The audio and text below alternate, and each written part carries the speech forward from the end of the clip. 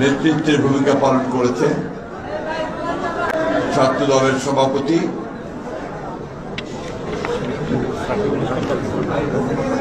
মোহাম্মদ রাকিবুল ইসলাম রাকিব। সে কানে কানে নাম বইলা দেয়, তারপরে সে নাম বলে।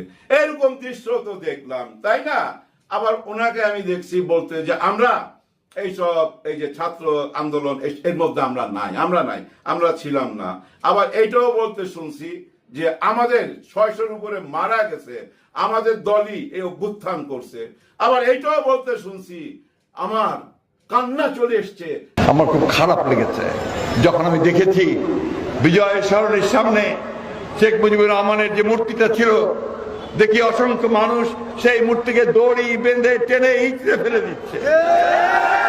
খারাপ লেগেছে কেন? তিনি তো আমাদের নেতা ছিলেন, তাই না? তাইলে ওই ফুটেজ দেখা বাইর করেন না কেন?